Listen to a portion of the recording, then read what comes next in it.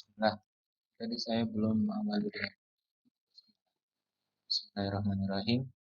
Eh, yang pertama saya akan menjelaskan dulu tentang mekanisme perkuliahan kita.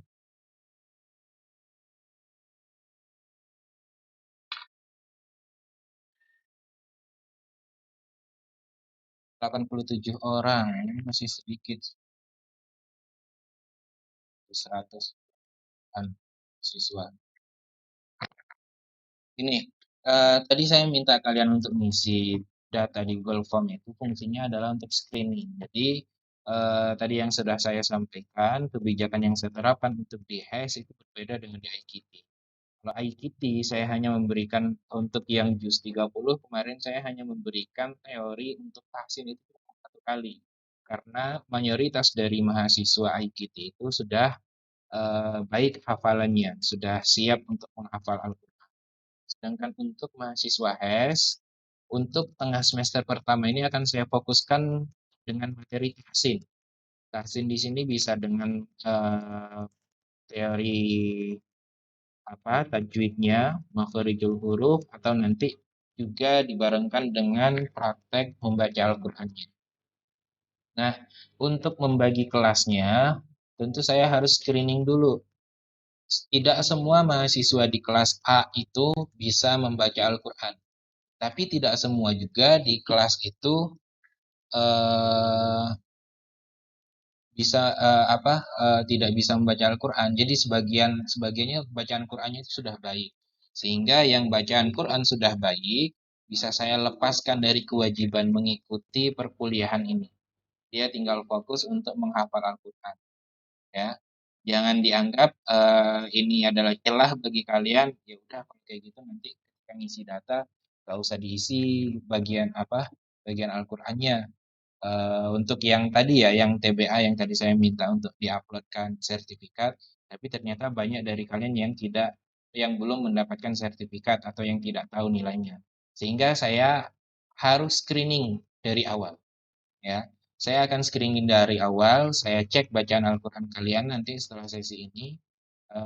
Masing-masing mahasiswa paling membutuhkan maksimal 1 menit karena saya akan minta baca satu baris saja dari ayat di Al-Quran. Nah, bagi mahasiswa yang saya kelompokkan bacaan Al-Qur'annya belum maksimal, nanti akan saya wajibkan mengikuti kelas tahsin. Ya, kelas tahsin. Di sini akan saya buat kelasnya itu sesuai jadwal kosong kalian. Tadi saya sudah minta kalian ngisi jadwal kosong di Google Form biar nanti bisa saya kelompokkan. Jadi misalnya di jam ke-1, jam kedua itu ada mahasiswa dari kelas A, ada juga dari kelas B, ada juga yang dari kelas C. Jadi seperti itu.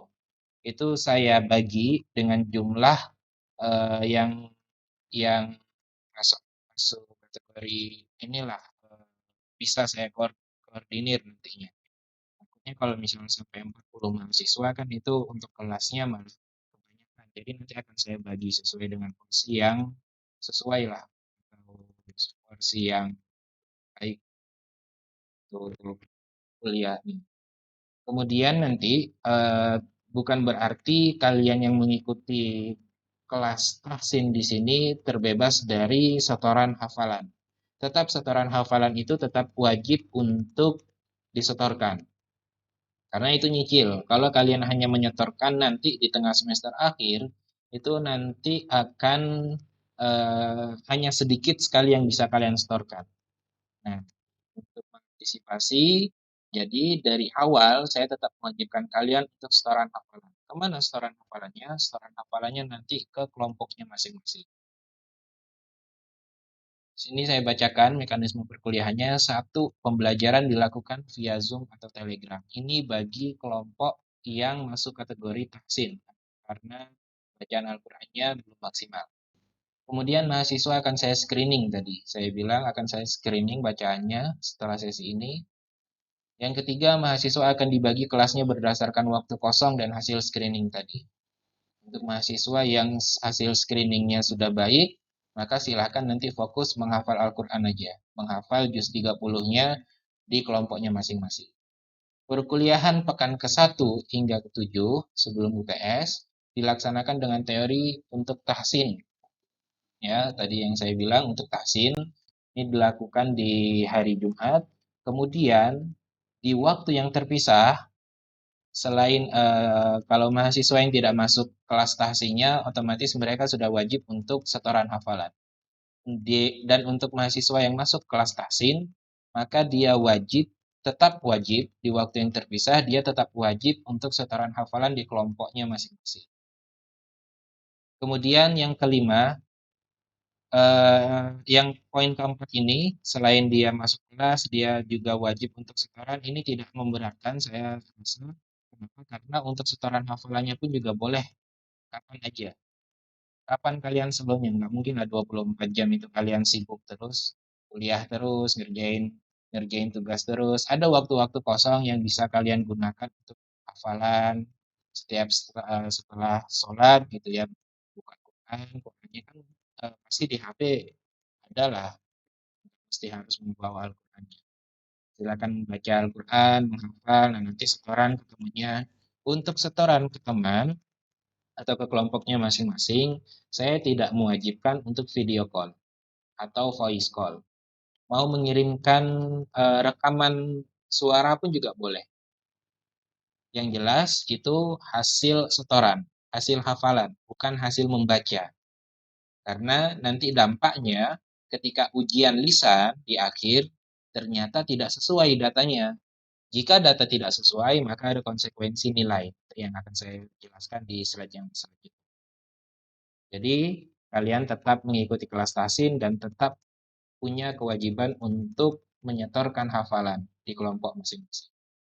Nomor 5, perkuliahan pasca UTS akan dilaksanakan fokus pada setoran hafalan sesuai dengan kelompok yang sebelumnya. Yang keenam, mahasiswa wajib menyetorkan hafalan di kelompok masing-masing dan ketua kelompok wajib mendata hafalan anggota. Jadi nanti akan saya bagikan kelompoknya. Eh, saya rasa untuk pembagian kelompok ini lebih baik saya serahkan kepada mahasiswa sendiri karena biasanya kalian sudah kalau misalnya nggak di kelompoknya itu malah kadang sungkan gitu ya. Jadi silakan nanti saya berikan kebebasan kalian untuk membentuk kelompok sendiri dengan jumlah eh, maksimal 4 orang. Kemudian mahasiswa yang tidak mencapai batas hafalan minimum akan mendapatkan nilai konversi maksimal sesuai dengan tabel berikut ini yang akan saya jelaskan tentang penilaian.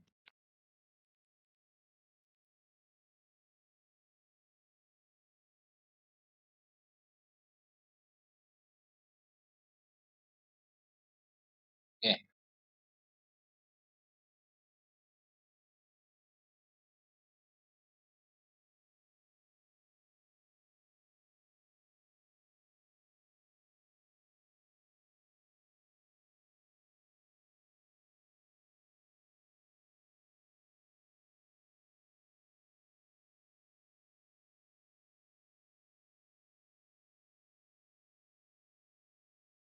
Belum muncul ya share screen-nya. Sudah muncul belum?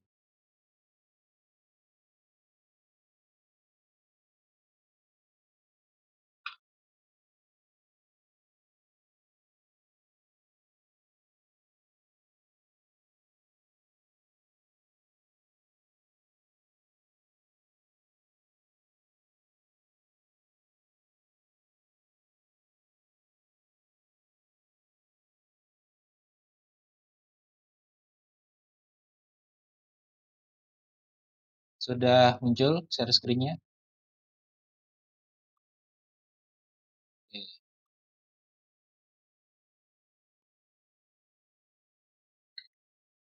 Nah, di sini saya coba mundur ke belakang dulu tadi kan. Tolong dibaca baik-baik yang bagian ini, silakan. Kasih waktu 2 menit. Ya. Belum masuk ke penilaian tadi, silakan jika ada yang ingin ditanyakan.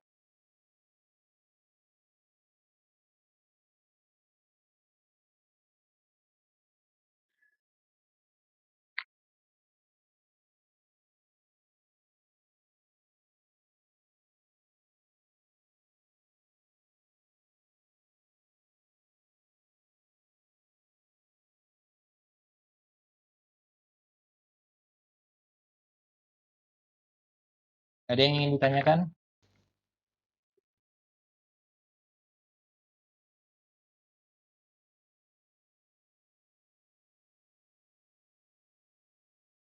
Oke, jika tidak ada yang ingin ditanyakan, saya lanjutkan ke slide selanjutnya.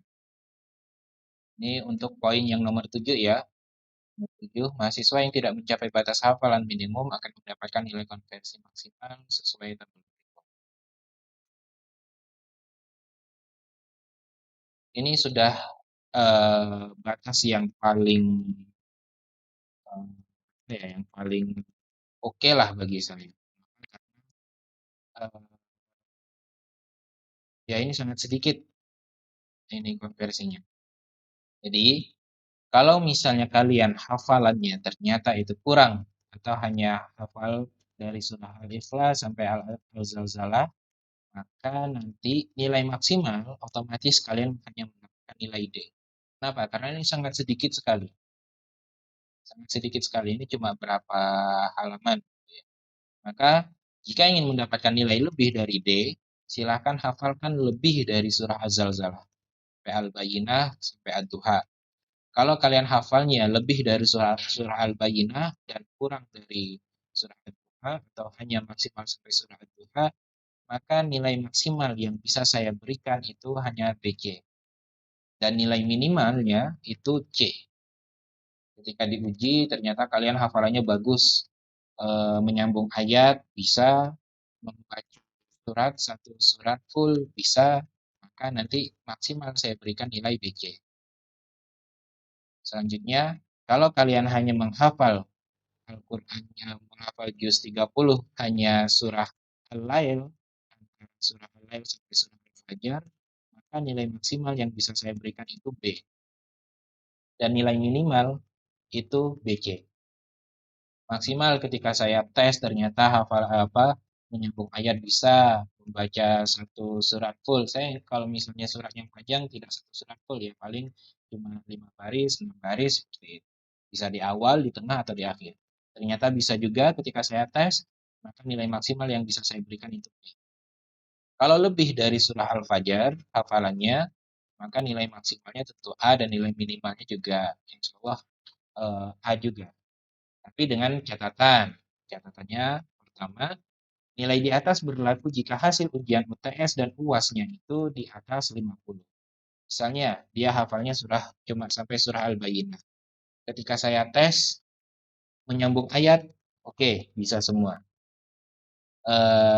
Sebelumnya yang pernah mengambil mata kuliah ini, karena ulang, saya jelaskan mekanisme ujian saya insya Allah aman dari contekan. Kenapa? Karena ketika pas ujian, saya akan minta ujian secara lisan dan itu online, bisa via Zoom. Akan saya gunakan monitor yang besar sehingga itu kelihatan wajah kalian. Matanya itu kelihatan kanan, kiri, depan, belakang. Kalau kalian ngelirik-ngelirik itu kelihatan sekali. Dan akan saya minta kalau misalnya ternyata banyak lirik-lirik kanan kirinya, akan saya minta untuk tutup tutup mata. Itu malah lebih aman. Sehingga tidak ada kesempatan atau celah untuk berbuat curang, ngelirik-ngelirik Al-Quran. Oke, itu mekanismenya. Kemudian soal yang akan saya berikan ketika ujian nanti harus ada dua bentuk. Yang pertama menyambung ayat. Menyambung ayat itu ada lima kali. Misalnya saya bacakan ayat yang pertama dari surah Az-Zalzalah, zulzilatil ardu zilzalaha. Silakan. Kalau bisa, maka mendapatkan nilai 10. Itu ada 5 soal, maka masing-masing soal itu mendapatkan poin 10, maksimal nilainya itu 50. Kemudian ada bentuk soal lainnya, yaitu membaca surat full untuk surat-surat pendek, misalnya surah Al-Ikhlas, dibacakan surah Al-Ikhlas, kalau bisa, maka nilainya itu 25. Kalau suratnya itu panjang, misalnya surah Al-Bayyinah, maka akan saya minta untuk membaca sekitar berapa baris, saya yang tentukan. Kalau bisa, maka nilainya 25. Jumlah total penilaian itu 100. Nah, ketika saya ujikan, ternyata dia nilai UTS dan UASnya dijumlahkan dan dibagi dua, lebih dari 50, maka mahasiswa tersebut berhak untuk mendapatkan nilai BC yang hafalannya sampai surah Al-Bayyinah ya. Maka dia mendapatkan nilai maksimal. Tapi kalau misalnya ternyata hafalannya kurang atau nilainya itu kurang dari 50, maka nilai minimalnya itu yang akan didapatkan adalah nilai minimal. Nilai minimalnya yaitu nilai C. Kalau jumlah nilainya kurang dari 50.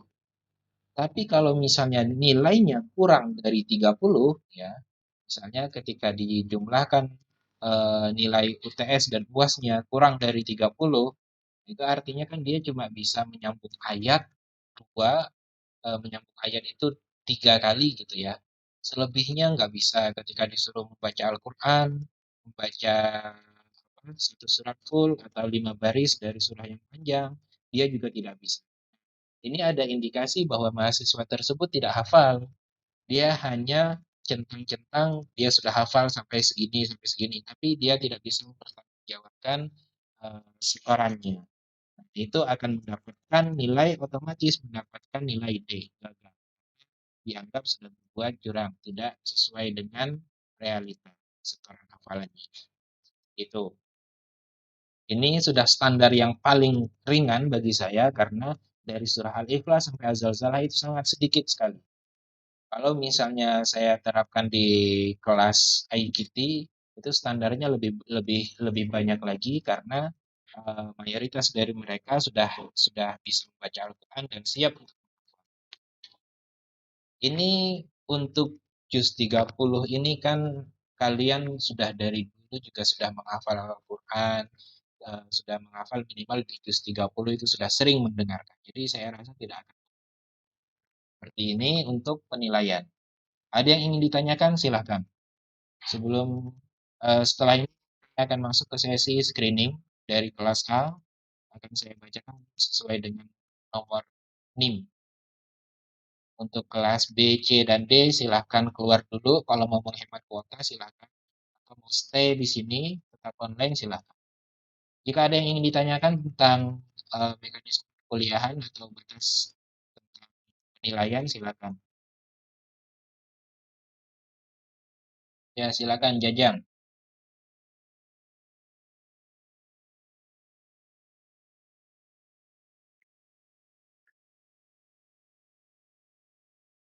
Juz 30 ini tentu sampai surah An-Naba.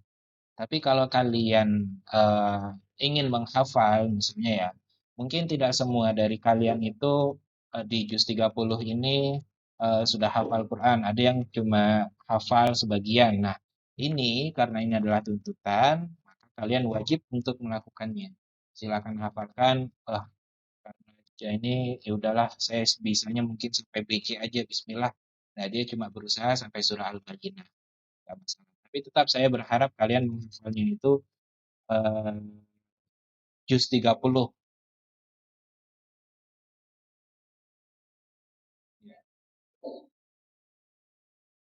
Oh ya, untuk setoran, oh setoran nanti dimulai dari belakang, dari Al-Ikhlas.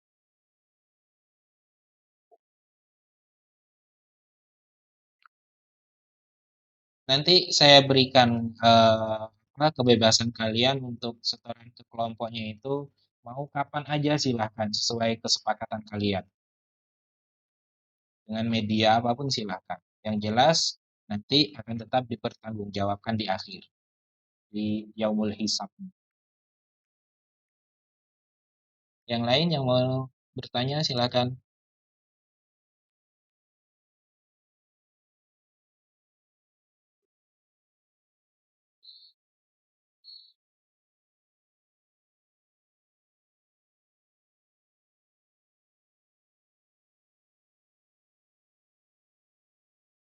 Ya, silakan.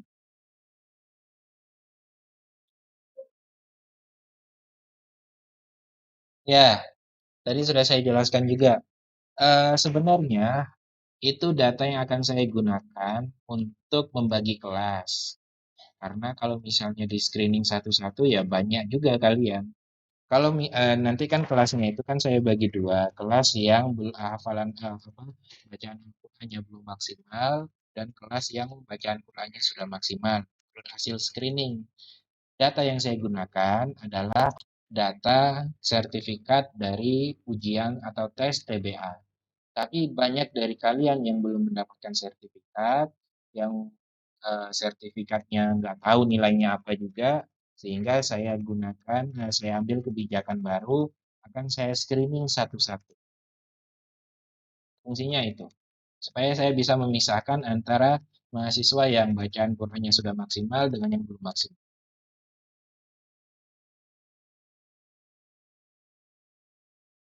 Sudah saya hapus Google Form-nya sudah saya hapus bagian bagian nilai TBA dan bagian upload nilai. Tetap kalian wajib mengisi, semuanya wajib mengisi karena nanti di sana ada sesi pengisian jadwal kosong. Jadwal kosong ini yang akan saya gunakan untuk pembagian kelas. Semua wajib mengisi. Absensi yang saya gunakan nanti berdasarkan itu tadi.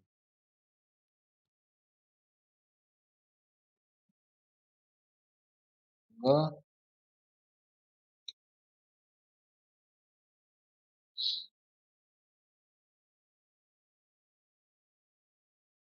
oh nggak perlu. Aman, datanya sudah terekam.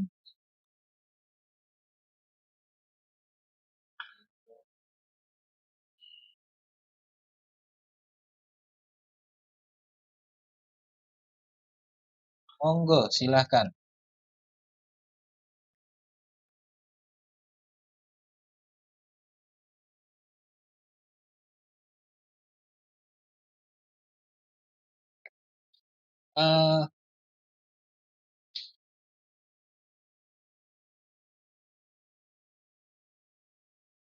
Eh, Saran saya tidak, karena nanti data yang saya gunakan berdasarkan itu tadi, capaiannya. Saya mengambil apa ya, yang paling ringan. Kenapa? Karena yang paling ringan menghafal dari surah-surah yang pendek. Surah yang pendek itu berada di paling akhir. Kalau misalnya diacak itu nanti akan kesulitan ketika konversi. Karena konversi yang saya gunakan di sini bukan konversi berapa persen hafalannya, kan tetapi dari jumlah surat hafalan dari belakang. Itu ada yang paling ringan itu dari surat-surat pendek.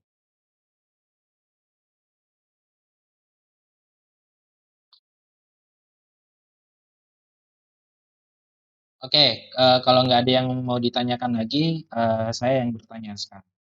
Untuk tahsin, apa yang kalian harapkan untuk materi tahsin? Biar nanti saya bisa fokuskan apakah kalian apa mintanya seperti apa kelas tahsin ini nanti. Silakan ini usul, nanti bisa saya pertimbangkan.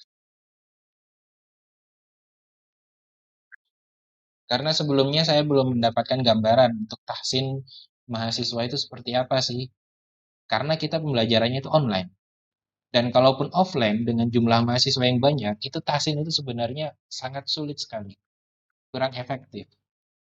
Kalau misalnya kayak halakoh-halakoh kecil gitu ya, tahsin misalnya satu halakoh kecil itu berisi 5 orang, itu tahsin oke, karena bisa langsung praktek. Tapi kalau misalnya banyak itu saya belum mendapatkan gambaran. Nah, yang kalian harapkan untuk materi tahsin itu apa? Mungkin bisa usul, silakan.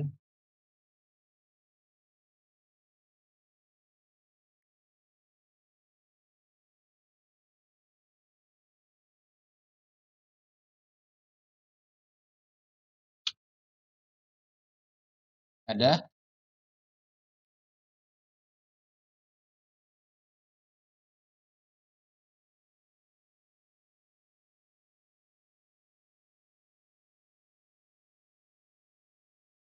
Oke, nggak ada. Kalau nggak ada, saya cukupkan untuk ini. Saya rasa udah jelas semua ya, karena udah nggak ada yang bertanya. Saya rasa sudah jelas.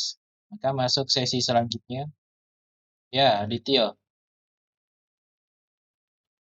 Adityo dulu.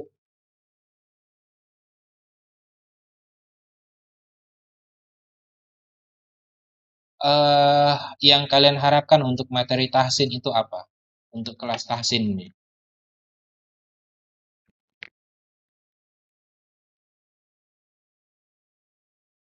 Oke, makharijul huruf.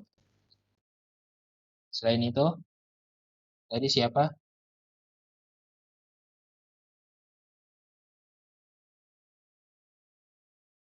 Makharijul huruf itu sudah masuk di materi tasing yang sudah disiapkan. Coba sudah masuk. Yang lain, silakan kalau ada yang mau usul.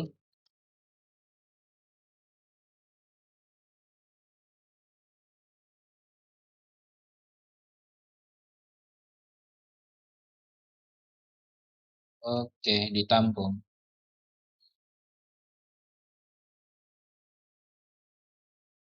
Ada lagi yang lain? Tadi siapa tadi?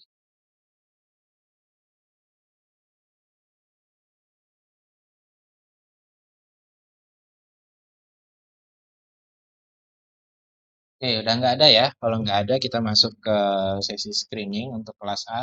Silakan untuk kelas A diumumkan lagi di grup yang di kelas A silakan masuk. Ini kelas A banyak nggak ya? Atau ada jadwal kuliah juga ini? Coba bersuara yang di kelas A.